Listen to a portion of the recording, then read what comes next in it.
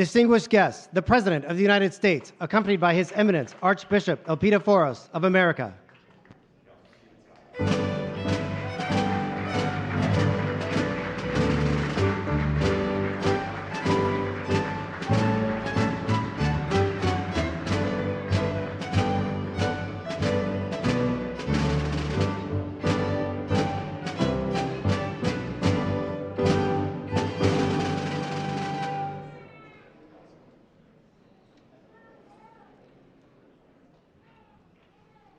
Mr. President, Dr. Biden, once again, you honor the Greek American people, the people of America, in this most extraordinary way with the annual Greek Independence Day celebration here at the White House.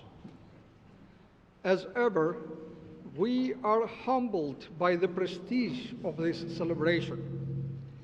And on behalf of all, I thank you for continuing this wonderful tradition that recognizes the Hellenic roots of democracy. In addition to these democratic ideals, which are sadly being diminished around the globe, we are here to acclaim and remember those whose commitment to the cause of liberty and democracy cost them the dearest price of all, their lives. And these people are the immortal heroes of 1821, who, like those of 1776, and those of every generation who have been willing to lay so costly a sacrifice upon the altar of freedom. We say eternal memory. We say Aeonia Mnimi to all our brave warriors for peace and justice. Mr. President, you have been long time a close and trusted friend of the Greek American family, and we consider you to be one of our very own. Even from those very early years in Wilmington. That's right. But you are so much more than our beloved friend. As president of our great country, you have led the world in championing freedom and the sovereignty of nations. You continue to be the leading advocate for the cause of our Ukrainian brothers and sisters. Yeah.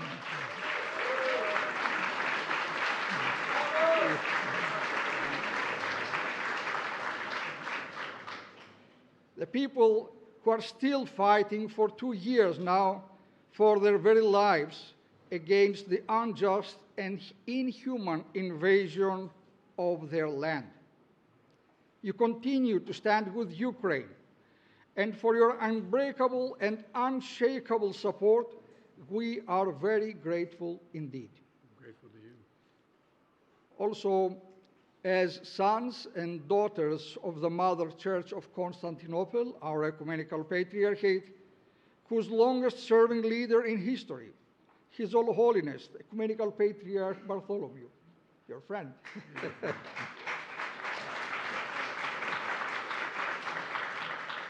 Mr. President, your friend, His Holiness, counting on you as a beloved friend. And we thank you for your unwavering support of the purely spiritual mission of our Ecumenical Patriarchate. Mr. President, we thank you for your commitment to Greece and to Cyprus, and for a just and peaceful solution to this island nation that has been scarred by the violent invasion and forced division for half a century this year, and for a solution that will abide by the international law and a rules-based international order. We are on your side, Mr. President, just as you are on the side of democracy and liberty. May God bless you, Mr. President, together with the First Lady, your family, and our nation's armed forces, with health, long life, his abiding grace, and his invincible strength. Long live America, long live the Greek people. Ζήτω η Αμερική, ζήτω το ελληνικό έθνος.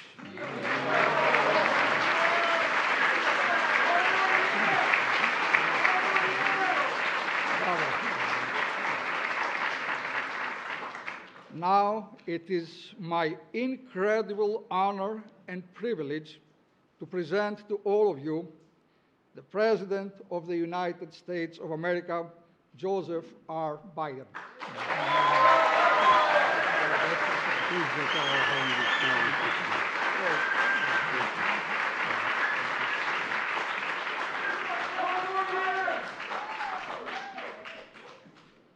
Well, Your Eminence, thank you very much. I should start by saying the only reason I'm able to stand here is because of the Greek community.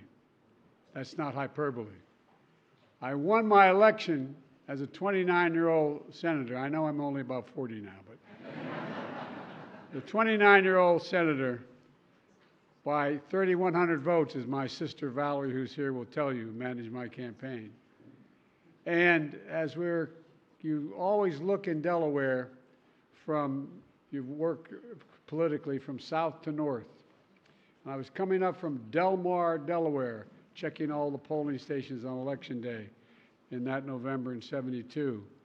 And I got across what they call the canal, the Delaware and Chesapeake Canal. That's the C&D Canal, the Chesapeake and Delaware. We call it the other way around. And I was losing. And I got into Wilmington, and one of the, please move all that back, by the way. One of the things that I learned early on was that I had a very close relationship with the Greek American community, for real, in the heart, and real, in the church there as well.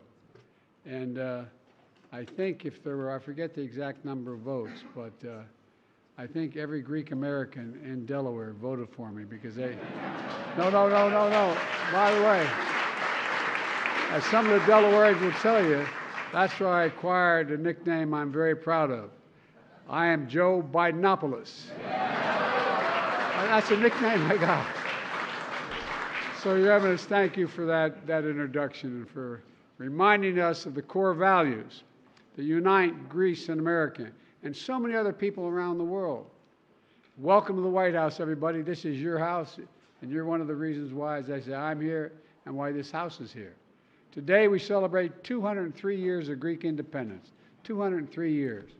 And we celebrate the ties of friendship and family between Greece and the United States that stretch back even longer than that. Archbishop, the folks in this room embody those ties. We have proud Greek Americans here in worlds of science, journalism, academia, finance, as well as small business owners, religious leaders, public servants from all across America. And together, you truly embody the breadth of the contributions that the Greek American community delivers every day for their country in communities all across the country and all across the nation. I want to welcome Eleni, who is here. She is the Lieutenant Governor of California.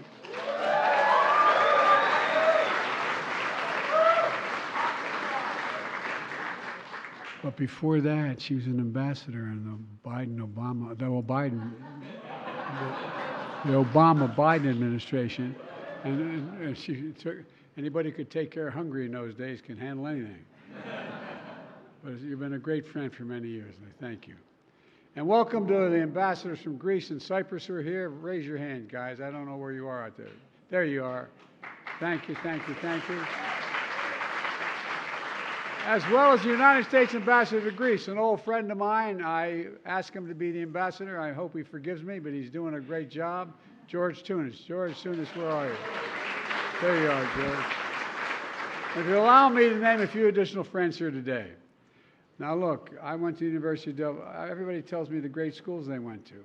All my kids went to Penn and George and all these other. They didn't go to the really great school. I went to the University of Delaware. And the president of the University of Delaware happens to be a Greek American, standing right in front of me here. President of the University of Delaware, Dennis Asanas. and Eleni, who is really the president, I think, his wife. Mr. President, you're making me very proud and the university very proud. And look, I see some old friends out there. Andy and Mike Manitos. Guys, you go back a long way with me. You're one of the reasons why I'm here, for real. This is not hyperbole. I'm not exaggerating any of this. It's the reason why I got here.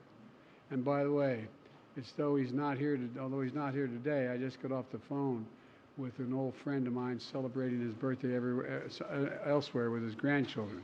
My friend, Father Alex. He sends all his love. And he is my friend. From the Greek Orthodox Archdiocese of America. And by the way, he and I have traveled the country and the world together, including in Greece. And on more than one occasion, I visited His All Holiness Ecumenical Patriarch Bartholomew, who is a great, great friend and a great, great man. Remember, he's having a little trouble being held in another country. We made it clear that if he wasn't taken care of quickly, we may have a problem with the United States. And 2 years ago, I was very proud to give Father Alex, by the way, the Presidential Medal of Freedom. You know,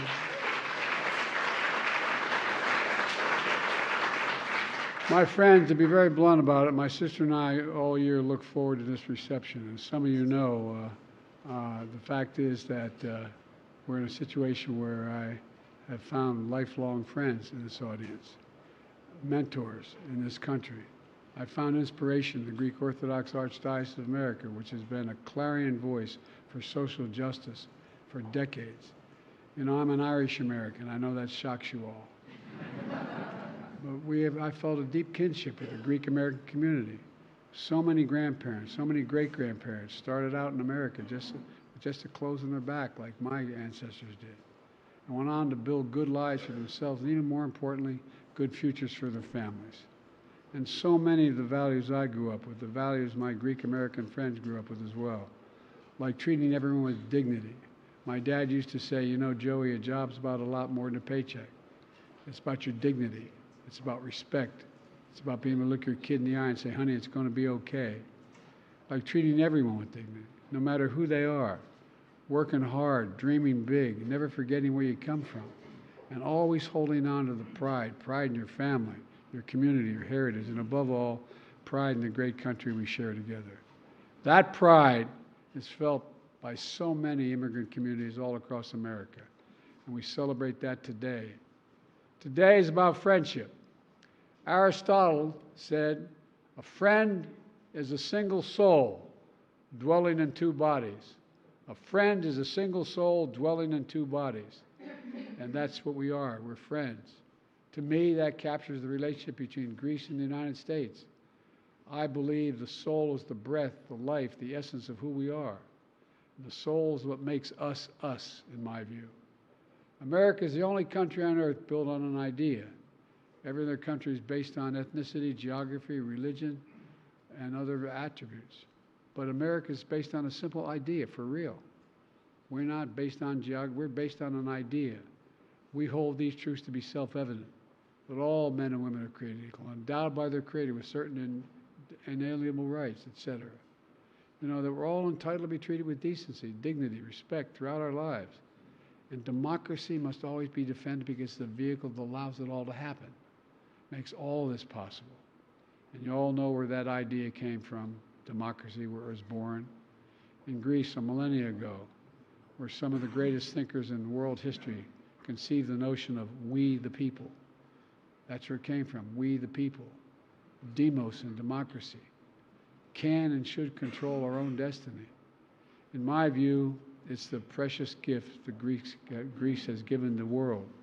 And that gift can give rise to our nation and gave rise to it. America's founding fathers studied ancient Greek thinkers and leaders. Our revolution in 1776 was inspired, literally, not figuratively, inspired by their ideas. I know we always say this, but I wonder whether we really fully, totally appreciate what it was. 45 years after that, Greek patriots fought for their own independence, galvanized by America's quest for liberty. And that's why the anniversary of Greece's independence is a special day in America as well. Our nations are connected. We have shared values, shared aspirations, and shared belief in all that is possible. I was once asked by Xi Jinping, and I traveled 17,000 miles with him in Tibetan. I was on the Tibetan Plateau, and he looked at me and he said to me, "Can you define America?" And I could say the same thing if he asked me to define Greece. I said, "Yes, one word." And I mean it sincerely. It's recorded. I said one word: possibilities. Possibilities. We believe anything's possible. When we, the people, come together for the common good, the bonds between us are rooted in our history, but they're very much alive today. In this very room, together we're keeping those bonds alive. The people of Greece, the people of the United States, did not just inherit democracy. We have to be its defenders. It has to be every generation championed. We must be its champion. And that's as important today as it's ever been, and that's not hyperbole. So I want to thank you all for being here to celebrate liberty. I want to thank you for your commitment, making it real in our time. The ideals that sparked our two nations' struggle for independence more than 200 years ago. And may both Greece and the United States continue to lift high the lamp of democracy so we can always serve as the beacon of hope for the world. So folks, happy Greek Independence Day and welcome to your house. Thank you. Thank you. Thank you.